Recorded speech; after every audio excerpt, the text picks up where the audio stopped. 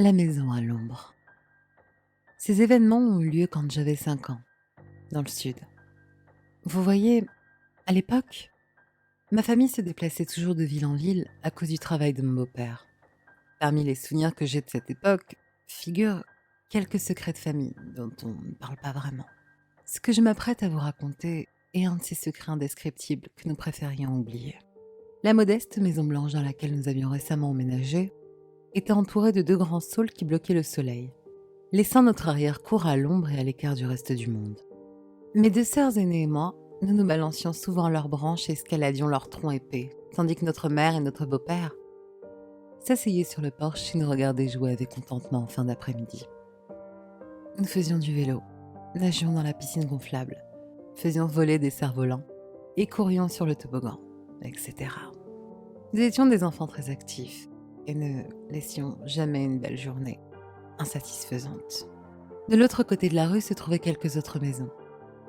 Et le gentil vieux couple juste en face de nous s'asseyait souvent sur son propre porche. Il nous faisait signe et souriait alors qu'il buvait de la limonade sur un grand terrain.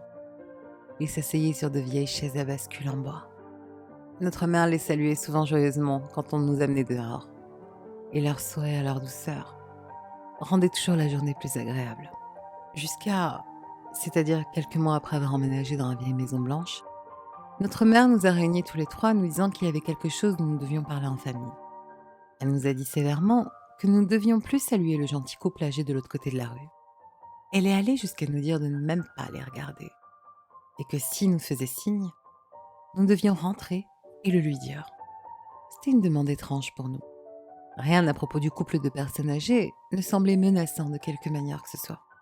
Merde, notre mère était celle qui disait toujours à quel point ils étaient gentils.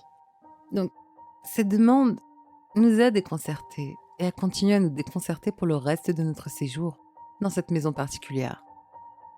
Mais cela ne nous dérangeait pas plus que ça, et nous ne répondions plus au couple d'en face.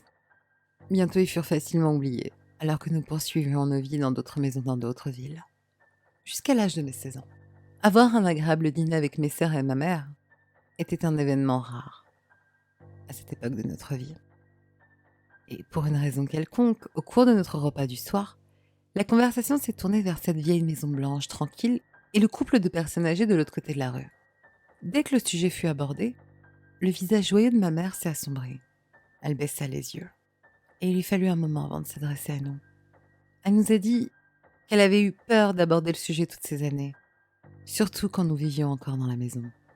Peur de nous faire inutilement rester dans la maison, tranquille à l'ombre des saules. À cette époque, notre beau-père travaillait pour la société Pepsi locale. Un emploi bien rémunéré, qui permettait à ma mère de rester à la maison avec nous 3, tout en continuant à faire vivre notre famille. Apparemment, l'un de ses collègues avait en fait vécu dans la maison à côté de la maison des Saules pendant près de 6 ans et n'avait déménagé que l'année précédente.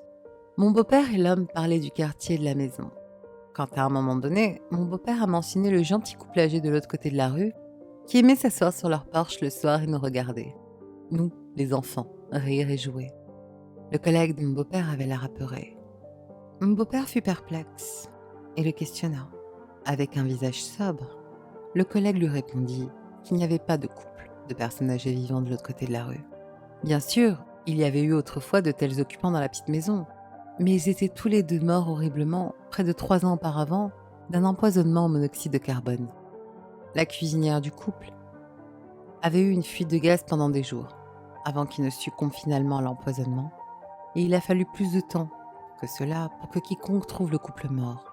L'homme le savait, puisque c'est lui qui avait frappé à la porte et avait trouvé la scène horrible. Il nous a recommandé de laisser la maison à l'ombre.